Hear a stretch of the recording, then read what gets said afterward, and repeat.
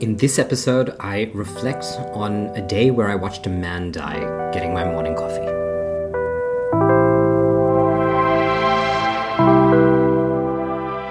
Welcome to Monologues by Hassie.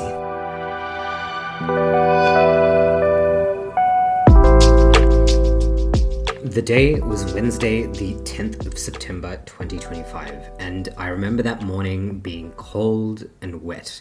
I'd woken up feeling pretty good, and despite the weather, was keen to get a coffee before I started work. And that day I was working from home, so I headed in my track pants with an umbrella in hand to a local cafe in Potts Point, got my coffee, and started walking back to my apartment. Now, the path I typically walk through, there is this alleyway in this hotel called the Holiday Inn, and it's a bit of a dingy alleyway. For those of you who know the King's Cross or Potts Point area, it connects Victoria and Brougham Streets, and typically you can kind of have two people going side by side, and you might have to have one person kind of make room so the other person can come across. That day, the pathway was blocked. There were maybe 2 to 3 people surrounding a man by the time I was coming back with my coffee, and I very quickly realized this guy had collapsed and he was having a heart attack. There was already a lady who was performing compressions on him. I asked them whether they'd already contacted an ambulance. They said yes, they had, and the woman who was performing CPR, who had very much taken control of the situation, and I'm grateful she was doing an amazing job, told me to go to King's Cross Station, the train station, and ask for a defibrillator so we could hopefully give this man a chance of living. And a defibrillator, for those who don't know, it's a device which basically helps jumpstart somebody's heart when it's stopped by delivering electrical pulses.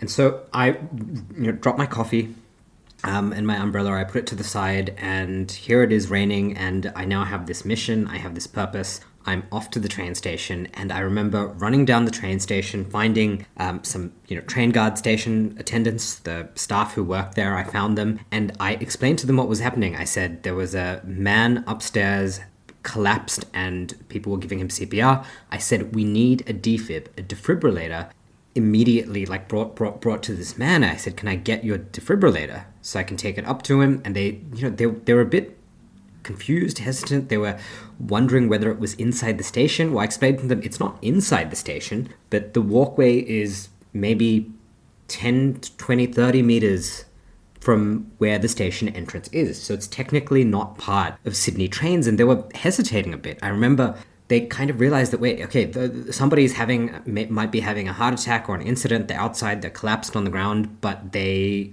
aren't actually in the train station. And I could sense that they were just trying to figure out whether this was their responsibility. And I kept saying that, we need to go, the guy's collapsed. And so I remember one of the train guards, station guards, had this big red bag, and I ran. I was guiding them to it, and as they were kind of walking behind me, and I was like, we need to go up. And I remember they had this big red bag, and I took them back to the walkway, and now there were even more people there, because it's about maybe 8:30 in the morning, and there's people who go to work and walk through that walkway, and no one can walk through, and there's a man having a heart attack. So there's even more people when I originally left, and the train guard is holding the red bag, and he's like 20 meters away from the man having a heart attack, and I remember he just stops there. I don't think he realized the gravity of the situation until we saw him. And I remember there's another man who was there with the woman who was performing compressions on the man who'd collapsed. And he looked at this train guard who's now holding this big red bag, which we all assume contains a defibrillator, or defib. And he's like, what are you doing? And I remember the man being so angry because the station guard was, very confused standing there. And he goes to the station guard, he grabs the bag out of his hands, brings it down, and I see him open it up. And it's not a defib. It is a first aid kit. I've asked for a defibrillator, and they've brought a first aid kit. And there's another station, somebody else who works at the station, who comes behind the first man, and they realize the gravity of the situation. And then the lady says, look, try the actual hotel, the Holiday Inn. And so I run to the hotel. Fortunately, the hotel did have a defibrillator, and I took the defibrillator, the defib, and I ran back. And by that time, they'd gotten a defib from a nearby business. And, I remember this feeling of defeat standing there, because in my journey to go find a defibrillator, a defib, it was so much time had passed. I hadn't actually been able to get the device early enough that could have saved this man. The station staff had the wrong bag.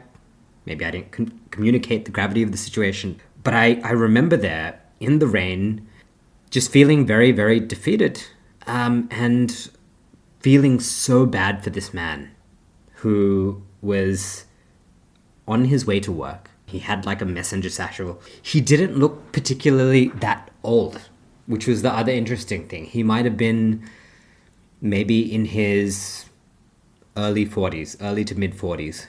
He wouldn't have been older than 50. So he wasn't a particularly old person. And here he is having a heart attack, receiving compressions, surrounded by strangers on a rainy day in King's Cross. And, the crowd was bigger at this point. People who were on their way to work and had umbrellas were holding umbrellas above the first responders. The man had a defib at this point, and I remember from when I first saw him, when I was, walking through this alleyway in King's Cross, holding my coffee, and I saw him, to when I finally got a working defib, and by this time he was already hooked up to a defibrillator, so he was already receiving these electrical pulses and getting compressions in between. By the time the ambulance got to him and all this came, it might have been like 15 minutes, 20 minutes, but it felt like such a long time.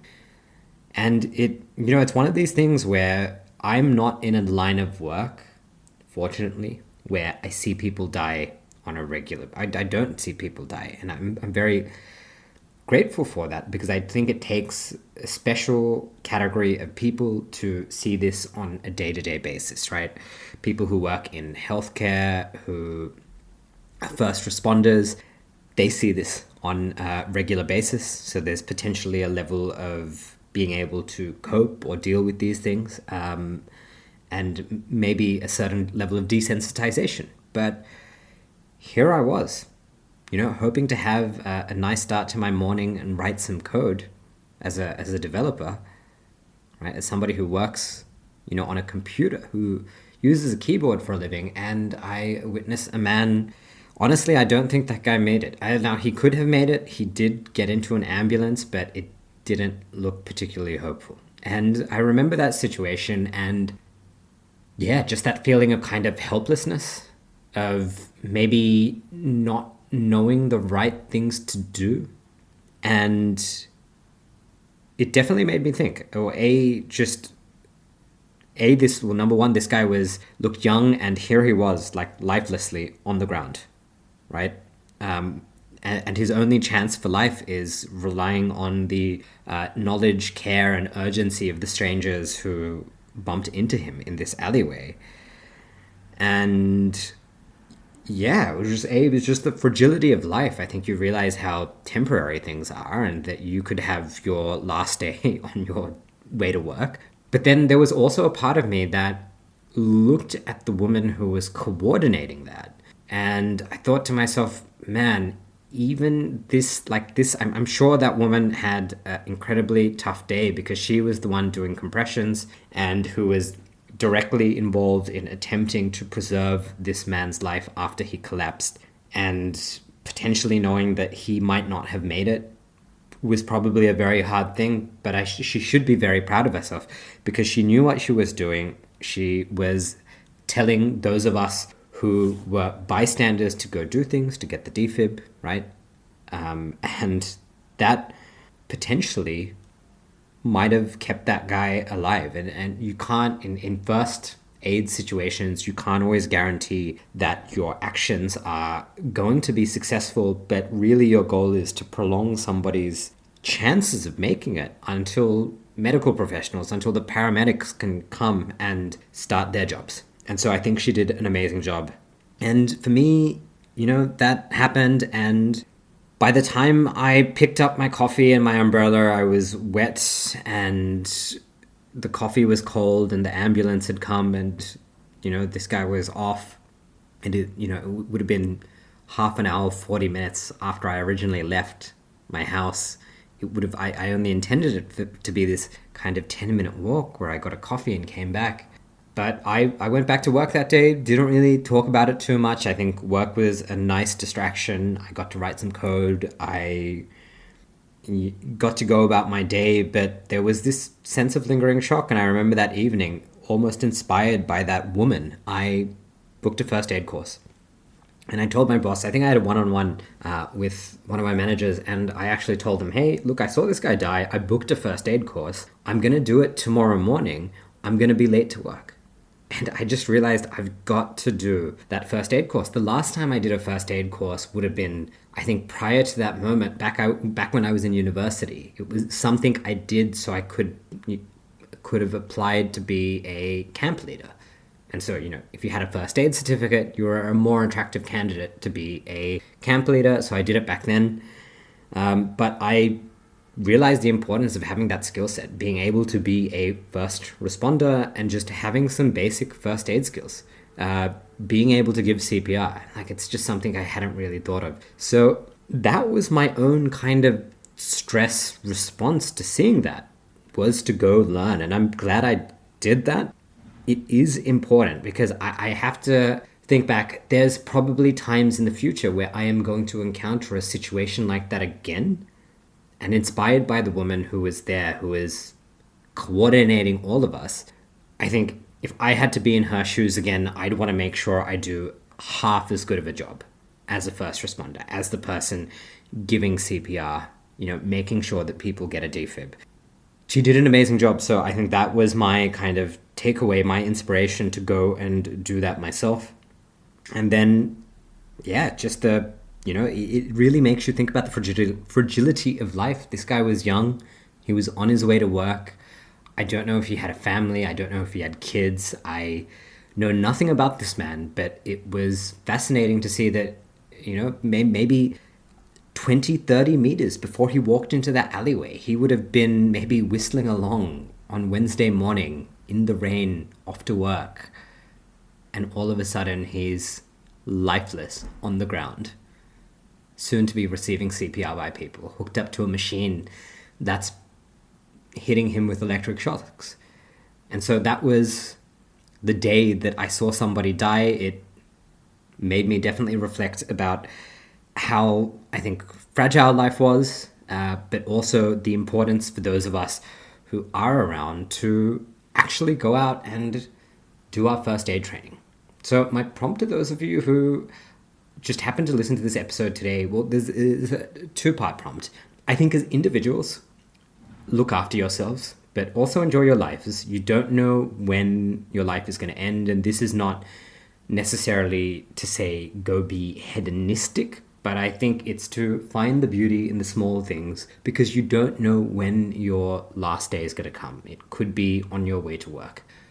And then the second thing is, it is so important for us to have first aid and CPR training, because we do not know, for those of us who are lay people, who aren't health professionals, you don't know when you're going to be the person who's responsible for giving somebody a fighting chance before the actual health professionals can get to them. And that's why that week I did my CPR and first aid training. I got a refresher, and that was valuable. That was my way of dealing with seeing that situation, was by making sure that I was prepared for the next time I came across it. And so, a bit of a morbid topic, but I think a very important one. It's a very important reminder for those of us who are able to listen to this today, and hopefully will have many years to live. So I'm going to end this episode here. And to those of you listening to this, I wish you great success on all your endeavors.